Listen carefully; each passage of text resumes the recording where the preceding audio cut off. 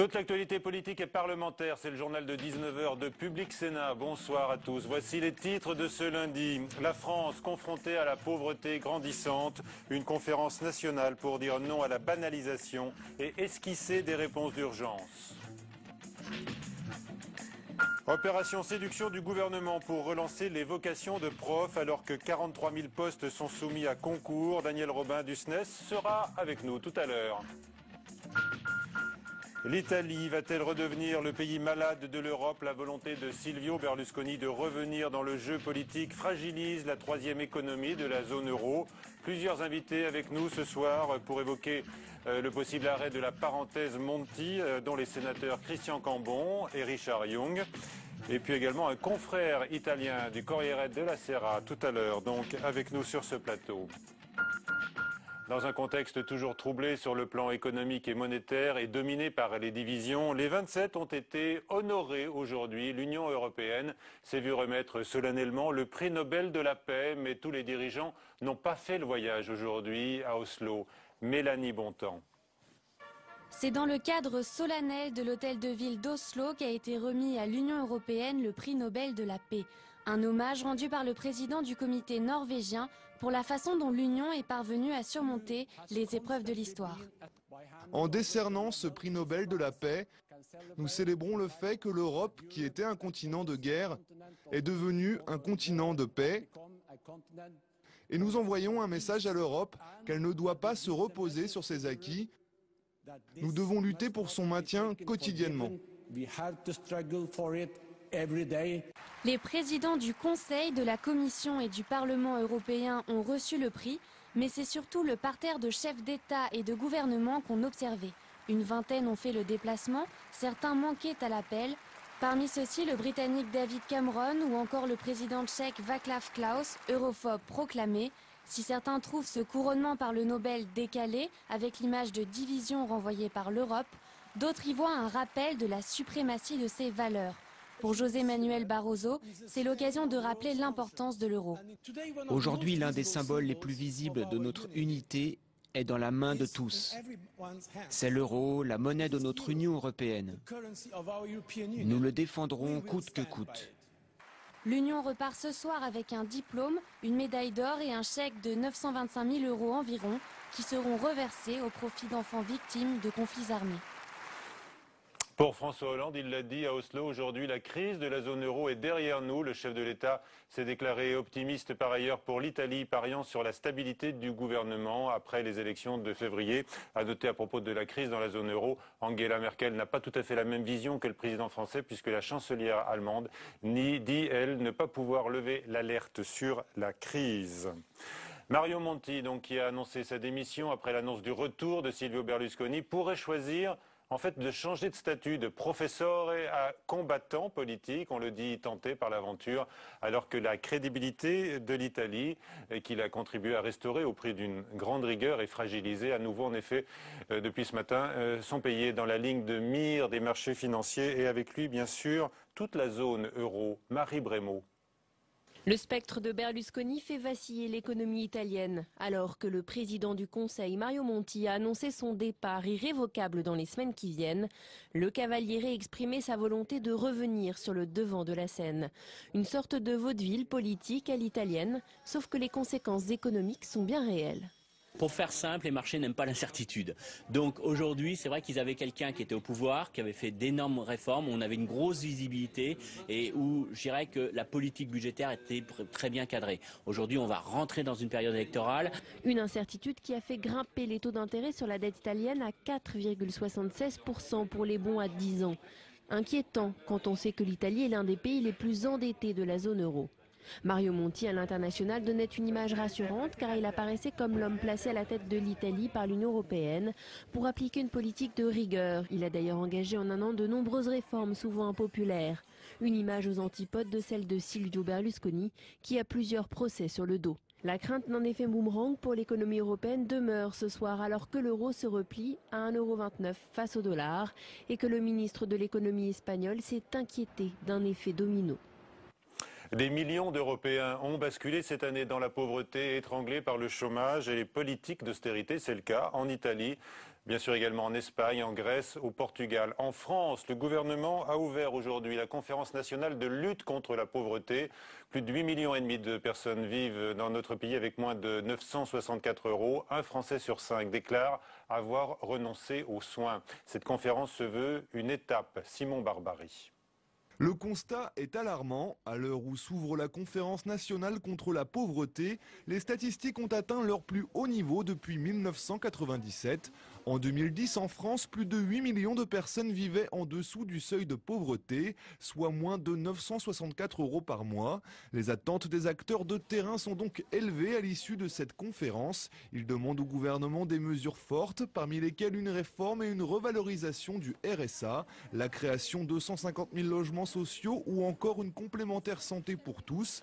Autre piste évoquée par le président du Conseil économique et social Jean-Paul Delevoye, la création de villages de bungalows pour les mal logés. Mais alors que la Banque de France annonce une légère récession pour la fin de l'année, les marges de manœuvre s'annoncent réduites pour le gouvernement. Jean-Marc Ayrault annoncera demain midi en clôture de la conférence les grands axes d'un plan pluriannuel contre l'exclusion. À l'instar de Nicolas Sarkozy qui avait promis de réduire d'1 tiers la pauvreté durant son quinquennat, il est peu probable que le gouvernement se risque à des objectifs chiffrés. Et demain à midi, donc, vous suivrez en direct sur la chaîne parlementaire le discours du Premier ministre Jean-Marc Ayrault, donc, qui doit annoncer un certain nombre de mesures. Le gaz augmentera de 2,4% en janvier, mais le gouvernement élargit le nombre de bénéficiaires des tarifs sociaux. Julie Hulin. En octobre dernier, le gouvernement plafonnait la hausse des prix du gaz à 2%. Une décision suspendue par le Conseil d'État qui jugeait cette hausse insuffisante. Ce lundi, la ministre de l'écologie Delphine Batho a annoncé que le prix du gaz pour les particuliers augmentera de 2,4% au 1er janvier 2013. Un gouvernement qui s'estime satisfait d'avoir réussi à contenir une hausse, résultant selon lui du passif de l'ancienne majorité qui avait bloqué les tarifs avant les élections présidentielles. C'est vrai que les tarifs ont été gelés l'an dernier et pour moi, l'aberration, c'est que le prix du gaz est connecté à l'évolution du prix du pétrole. Si on déconnectait les deux, nous aurions une très forte baisse du prix du gaz. Un avis partagé par la majorité. Il est vraiment temps de réfléchir à une déconnexion de la tarification du gaz, du coût du pétrole par exemple. Il est temps de changer ce mode de calcul qui pénalise trop les revenus les plus modestes. Delphine Batho a également annoncé l'extension des tarifs sociaux du gaz et de l'électricité. 830 000 personnes supplémentaires seront concernées. Avec des revenus de 893 € par mois, vous pourrez désormais bénéficier des tarifs sociaux de l'électricité et du gaz. Une mesure d'urgence pour lutter contre la précarité énergétique et une décision annoncée comme provisoire en attendant l'adoption de la proposition de loi sur la tarification progressive de l'énergie, un texte rejeté par les sénateurs communistes et UMP fin octobre. Alors que deux gauches se sont affrontées sur le dossier Mittal, y compris au sein même du gouvernement, le secrétaire national du PCF a fait aujourd'hui le voyage de Florange. Le sénateur Pierre Laurent a passé la journée sur le site des Hauts-Fourneaux pour relancer notamment l'appel à une nationalisation provisoire. Reportage de Fabrice Cunet. L'occasion était trop belle pour Pierre Laurent et le Front de gauche de marquer une nouvelle fois leur différence avec le gouvernement. À Florange, le secrétaire national du Parti communiste est venu dénoncer l'accord signé avec ArcelorMittal et soutenir les salariés. Bien sûr qu'il y a autre chose à faire. J'ai dit au Premier ministre au Sénat jeudi en l'interpellant qu'il fallait réouvrir le dossier industriel. La seule mise en œuvre des faibles engagements pris par Mittal pour le moment ne peut absolument pas suffire et c'est ce qu'on va discuter. Pierre Laurent est en terrain conquis. Ici, l'accord laisse un goût amer. La nationalisation, un temps évoquée par le gouvernement, avait créé de l'espoir dans toute la vallée. L'attitude du gouvernement, moi, me fait mal. Me fait mal parce qu'il ne faut pas prendre ça à la légère comme ça a été fait. Toute une population, qu'on le veut ou qu'on ne le veuille pas, même si on ne les voit pas tous les jours, était tenue à cette nationalisation. Moi, je considère que quand Montebourg a répondu à l'Assemblée nationale, il y avait une forme d'engagement du gouvernement. Avec cette première visite depuis l'accord, certains syndicats craignent une récupération politique. Mais de son côté, la CGT accepte la main tendue. Ça suffit pas. Après, d'un autre côté, il faut bien commencer par quelque chose. Je savais, on a pris un coup phénoménal sur la tête vendredi, en pensant qu'on avait franchement gagné et que que 2 heures après, il y a une contre-proposition et puis qu'ils trouvent un accord avec le groupe ArcelorMittal. Maintenir la pression sur le gouvernement, au Sénat comme sur le terrain social, c'est la ligne politique du Front de gauche ces dernières semaines. Et ce matin, Pierre Laurent n'hésitait pas à parler de fracture. Moi, je reste à côté des salariés. Ça n'est pas moi qui ai fait un écart ou qui ai créé une fracture. C'est le gouvernement qui s'est mis à côté de l'engagement qu'il avait pris.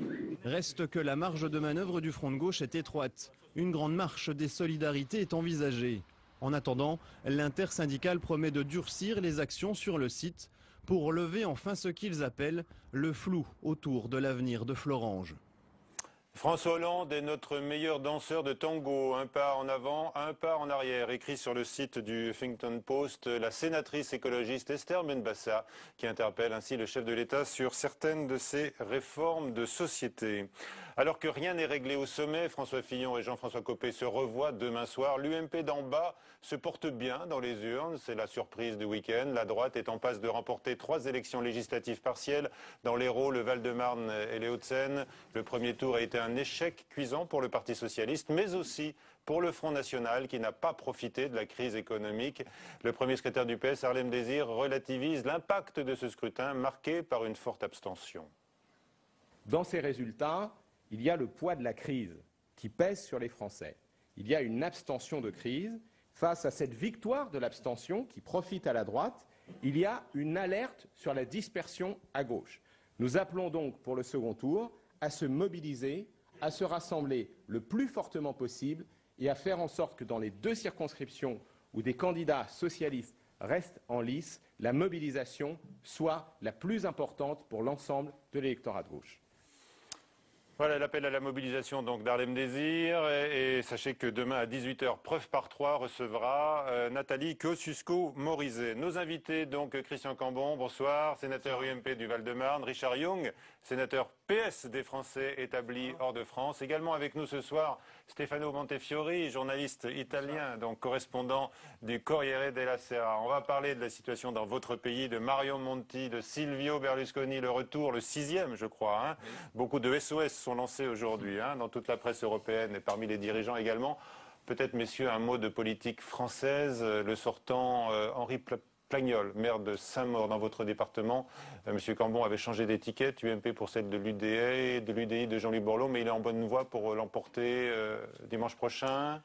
Écoutez, je crois qu'il est effectivement en bonne voie, l'UMP est en tout cas en bonne voie de récupérer cette circonscription, car l'événement essentiel, c'est que la gauche a été renvoyée dans ses cordes dès le premier tour, il n'y aura pas de candidat de gauche, le score de la gauche a été divisé par 3. Est-ce que vous avez été surpris de votre bonne tenue dans les urnes, sachant que vous êtes quand même aujourd'hui marqué par la guerre des chefs ? Je pense que l'électorat UMP est resté très mobilisé et a en fait isolé le problème de la guerre des chefs et continué sur le terrain à se battre, ce qui montre effectivement une forte volonté de sanctionner le gouvernement et l'attitude du chef de l'État dans cette période de crise. Richard Yung, est-ce que vous avez envie, quels arguments de banaliser ces résultats d'élections partielles qui vont généralement dans le bon sens? C'est vrai, dans le mauvais sens, j'ai envie de dire, dans le même sens en tous les cas pour le gouvernement sortant. Non, moi je pense qu'il faut parler vrai. Ouais. On ne peut pas parler de succès pour ce qui est de nos candidatures. C'est une surprise désagréable. Autant ça a été sans doute agréable pour vous, pour nous c'est désagréable. Et quelle leçon vous en tirez? Je pense que peut-être la première leçon, c'est que le débat qu'il y a eu à l'UMP, le débat politique général, fait que les gens se détournent des élections. Et ce que l'on voit, c'est que le vainqueur, si j'ose dire, de ces élections, c'est l'abstention, plus que le Front National, curieusement. Tout le monde disait ça va profiter au Front National. On voit qu'en réalité, ça profite surtout à l'abstention. Et ça, c'est certainement une très mauvaise chose pour la démocratie. Allez, on va parler de l'Italie maintenant. D'abord, Stefano Montefiori, dites-nous quel est le sentiment qu'inspire aujourd'hui Silvio Berlusconi en Italie. Est-ce que on est toujours, bien sûr, les yeux rivés sur ses phrases, que ses ennuis judiciaires, ses liens douteux dans le passé avec la mafia, dit-on. Est-ce que c'est la consternation qui l'emporte dans l'opinion ou pas? Ça dépend. L'opinion est très divisée. En plus, les liens douteux avec la mafia, comme vous disiez tout à l'heure, n'ont jamais été prouvés. Donc, on ne sait pas vraiment. Ce côté-là est toujours resté un peu dans les flous. Bien évidemment, lui, il a toujours nié d'avoir des liens semblables. C'est vrai qu'il y a ceux qui sont en sa faveur, qui sont toujours il a absolument gardé un socle pour, dans l'opinion. Absolument. À mon avis, très réduit désormais. Il y a tous les autres qui voient son énième retour comme un geste de desperation, une façon de se préserver par les prochaines et probables ennemis judiciaires. De se protéger lui-même avec un statut d'élu. Protéger lui-même et aussi ces sociétés qui sont en grave difficulté. D'accord. Est-ce que vous voulez y revenir au premier plan ? Finalement, moi, je ne pense pas, et surtout ça, c'est un avis partagé par la plupart des commentateurs et aussi de l'opinion publique, je crois. Même lui, je ne le vois pas vraiment croire dans la possibilité de devenir président du Conseil. Il avait été chassé du pouvoir, notamment sous les pressions européennes également, messieurs. Est-ce que vous êtes inquiet de voir que Silvio Berlusconi a des tentations de revenir ? Oui, c'est certainement une mauvaise chose pour l'économie européenne et pour l'euro. D'ailleurs, on voit bien l'évolution des taux d'intérêt. Ils se sont envolés. Et plus généralement, le poids de l'économie italienne dans l'économie européenne est quand même beaucoup plus important que l'économie grecque. Donc, on ne peut qu'être inquiet de cette... Christian Cambon, d'accord là-dessus ? De ce mauvais coup. Je pense que c'est un mauvais signal. Les errements de comportement de Berlusconi l'avaient disqualifié et... Je veux simplement attirer l'attention sur un point, c'est qu'il faut aussi se méfier des gouvernements de techniciens, car l'Italie, sous la conduite de Mario Monti, a pris un certain nombre de mesures très courageuses. Très impopulaires aussi. On souhaiterait du reste que des mesures aussi fortes pour le redressement de notre pays soient prises ici en France. Elles sont soutenues en Italie par le Parti socialiste. Elles sont soutenues par une partie de la population, mais je pense que le gouvernement des techniciens pose un problème, car je crois que les politiques sont là aussi pour assumer les efforts de rigueur quand il convient de les faire, dans le bon sens bien sûr, mais il ne faut pas imaginer qu'un gouvernement peut être dirigé par des techniciens qui, eux, ont des coups de baguette magique et résolvent les problèmes. Et je pense que ce problème peut se poser que Berlusconi tente de surfer sur cette vague. Est-ce que vous redoutez la campagne qui va être peut-être orchestrée sur le thème du populisme au cours des semaines qui viennent? Bien sûr. On imagine que Berlusconi va jouer toutes ces cartes sur le populisme, sur la sortie de la zone euro, sur la sortie de l'Europe. Ça, ce n'est pas officiel, mais c'est très probable. Justement pour profiter de l'impopularité des réformes très rigoureuses qui ont été menées par Monti. Donc on ne voit pas du tout ce que peut être son programme économique. Les mesures, il ne propose aucune mesure. Tout ce qu'il dit, c'est à bas l'Europe, à bas l'euro, à bas l'Allemagne. Donc on voit, c'est ce que vous dites. Oui, à bas les impôts, alors que quand même, il y avait eu une action pour faire entrer les impôts qui était particulièrement forte. Donc tout ça est inquiétant. Il y a eu 2 coups de théâtre ce week-end. D'abord l'annonce, bien sûr, du retour de Silvio Berlusconi, et puis tout de suite derrière, celle de la démission irrévocable de Mario Monti. Mais on n'est pas à l'abri d'un 3e coup de théâtre. Qu'en pensez-vous, Christian Cambon? Vous dénoncez un gouvernement de techniciens. Or, on dit que Mario Monti pourrait lui-même se lancer dans la bataille politique cette fois-ci, alors changer de statut. Je ne dénonce pas le gouvernement de techniciens, je dis que ça peut représenter un risque en termes de compréhension par la population, si vous voulez. Parce qu'encore une fois, les politiques sont là pour assumer l'action politique, fût-elle rigoureuse. Maintenant, je pense que M. Monti est quelqu'un de très habile et qu'il a 2 choix qui se présentent à lui, soit le cas échéant d'entrer en politique et de conduire un véritable rassemblement, de se présenter aux élections avec sa propre étiquette, ou en tous les cas se lancer dans le combat politique. Et puis il reste aussi l'hypothèse de la présidence de la République qui est évoquée, car la présidence... quand même, qui compte oui, mais le président de la République en Italie, c'est un personnage très respecté, quelle que soit sa sensibilité. Et ça peut être aussi une hypothèse. Très bien. Il a des soutiens dans votre pays. J'ai vu le Vatican, les milieux d'affaires. Quels sont les sûr. soutiens aujourd'hui de Mario Monti? Parce qu'on parle toujours évidemment de ses soutiens partout en Europe parce qu'il a redonné la crédibilité sur les marchés à son pays, mais à l'intérieur même des frontières. Un soutien plutôt insoupçonné jusqu'à ce moment-là, mais qui pourrait se produire, ce serait le soutien du Parti démocrate, c'est-à-dire de la gauche. Une troisième possibilité, à part ceux qui ont été évoqués par le sénateur Cambon, c'est que Monti pourrait accepter d'être un super ministre de l'économie dans un gouvernement de gauche. Ça, c'est une possibilité. Bersani, le leader de la gauche qui espère emporter les prochaines élections, commence à parler de la possibilité de se faire aider au niveau international, d'acquérir une légitimité supplémentaire grâce à l'aide de Monti. Et il faudra voir si Monti accepte de rester tout simplement un ministre bien qu'important. Je crois que Mario Monti a aussi un soutien de poids. Un soutien européen, c'est M. Draghi, le gouverneur de la Banque Centrale Européenne. Parce qu'en quelque sorte, c'est ce tandem italien qui a considérablement remis sur rail l'économie européenne par des mesures saines qui ont été prises. Il faut dire un mot quand même sur l'économie italienne qui ne se porte pas quand même très très bien. Quand même. Il n'a pas remporté de grands succès. Hein. Oui, c'est vrai que dans les derniers mois, c'est amélioré, et il faut le dire. Toujours la mauvaise santé quand même pour l'économie italienne. Bien sûr. Et aujourd'hui, on le voit, à nouveau, la situation s'est empirée. Après 2 jours, les taux ont retombé, alors qu'il y a une semaine, c'était... D'accord. D'un mot, vous êtes tous d'accord pour une entrée, vous avez envie qu'il entre en politique directement, M. Monti, qui relève le défi et le flambeau?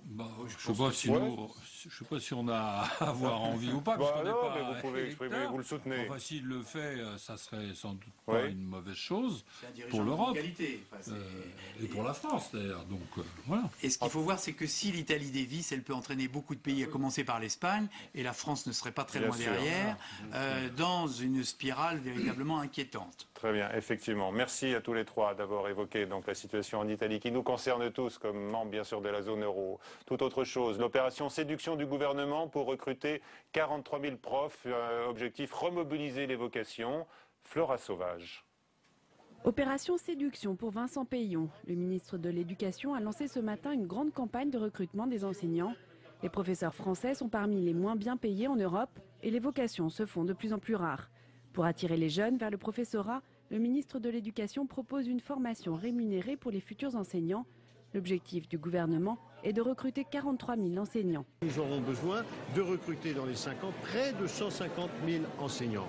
Et je dis vraiment à tous les jeunes étudiants, c'est un métier d'avenir. En 2013, 22 000 postes seront ouverts aux concours externes, des recrutements qui vont compenser les départs à la retraite. Quant aux 21 000 postes supplémentaires, ils seront recrutés via un concours exceptionnel qui sera ouvert du 15 janvier au 24 février. Ce concours s'adresse aux étudiants en première année de master. Ils seront formés dans les ESP, les écoles supérieures du professorat et de l'éducation, qui visent à remplacer les IUFM supprimés par le gouvernement précédent. Lettres, mathématiques ou anglais sont les matières les plus touchées par la crise du recrutement. Le gouvernement espère qu'en augmentant le nombre de places au concours, les vocations vont suivre. Avec nous, Daniel Robin, donc le secrétaire national du SNES. Bonsoir. Et merci d'être avec nous. Ces recrutements en masse, est-ce réaliste sans appauvrir le niveau des profs? C'est possible, mais il va falloir mettre en œuvre toute une série de leviers. Je pense que Vincent Peillon n'a pas mis en œuvre tous ces leviers. Pensons bien qu'on recrutait l'année dernière au printemps 11 200 enseignants. Il va falloir en recruter 15 000 au mois de juin prochain. Le saut quantitatif est considérable. Il faut donc élargir le vivier et améliorer la qualité du vivier. Il y a toute une série de leviers à utiliser pour y arriver. Lesquels Vincent alors Peillon ne les a pas tous utilisés. Lesquels Par exemple. Il en a parlé des leviers. Oui, il y en a certains. On va étudier les carrières, on va écouter je vais donner un exemple. Les enseignants sur leur temps de travail. Pour l'immédiat, on a en France 90 000 assistants d'éducation. Ce sont ces étudiants qui surveillent les élèves dans les lycées et les collèges. On sait bien que être étudiant à plein temps et suivre des études, c'est pas possible, parce que pendant qu'on surveille les élèves, on ne peut pas être à la fac. Eh bien, donner aux étudiants de ce type, qui étaient d'accord pour préparer les concours, des conditions meilleures qui articulent mieux la surveillance des élèves et les études, par exemple, les faire travailler à mi-temps avec un salaire à plein temps. C'était une façon d'améliorer le vivier, c'est-à-dire de donner à ces étudiants plus de chances de réussir les concours. Voilà des leviers que Vincent Peillon n'a pas utilisés. Bon, je me suis dit, vous allez me parler du levier de la rémunération. Je peux le faire aussi. Les salaires. Je peux le faire aussi, bien entendu. Mais ce levier-là est un levier qui va avoir des effets sur la durée. On sait bien que il va falloir des chocs psychologiques autour de la rémunération des enseignants. Chocs psychologiques, c'est-à-dire c'est-à-dire une volonté véritablement affichée par le ministère de dire aujourd'hui, oui, il y a un enjeu autour de la revalorisation des enseignants et on va inverser la vapeur.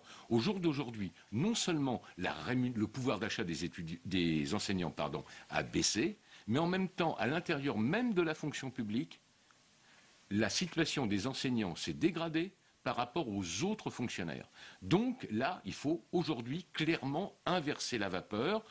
Le ministre l'a évoqué. Ah oui, maintenant, il a un peu changé de ton, j'ai l'impression, parce que jusqu'à présent, il disait oui, j'aimerais bien les augmenter, mais je peux pas. Et là, il a dit on va en parler. Oui, mais il faut faire plus qu'en parler. Maintenant, il y a les TP. On est des gens qui savent bien. Les TP. Travaux pratiques. Oui, d'accord, vous parlez aussi comme ça, comme syndicaliste.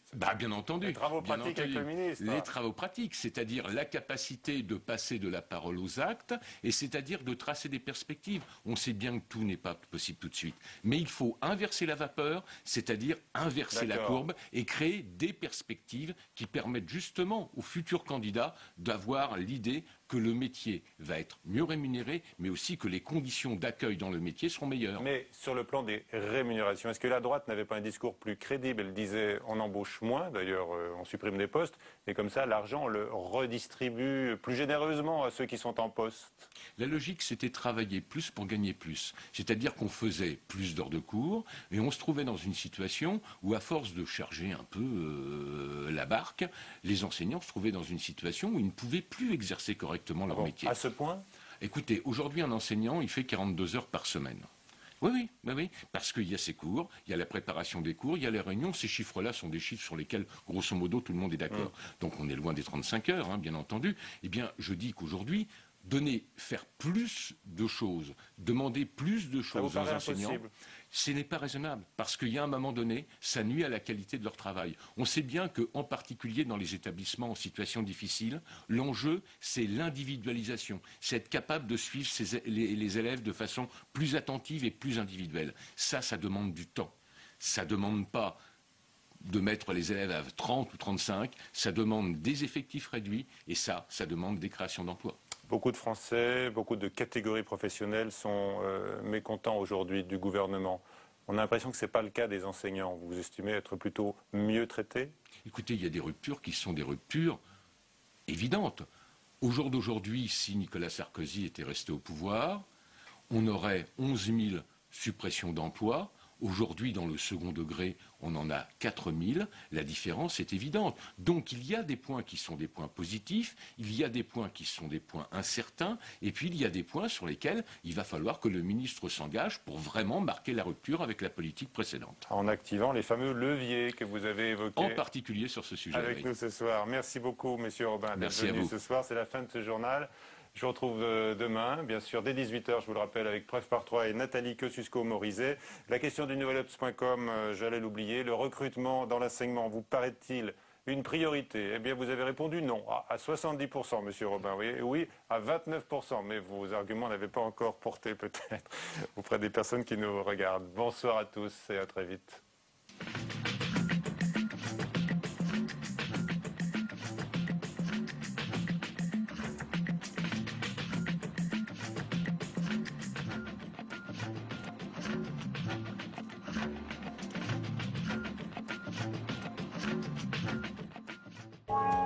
Depuis quelques années, le gouvernement éthiopien brade ses terres fertiles à des investisseurs chinois, saoudiens ou turcs. Last year we having approx 200 hectares.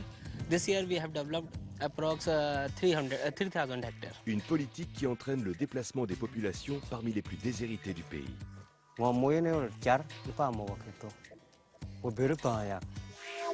Éthiopie, terre à prendre. Jeudi à 18h30 sur Public Sénat. Se renseigner sur les programmes. Voir ou revoir les émissions. suivre le fil d'information politique et parlementaire. Pour vivre la politique en temps réel, connectez-vous et réagissez sur publicsénat.fr.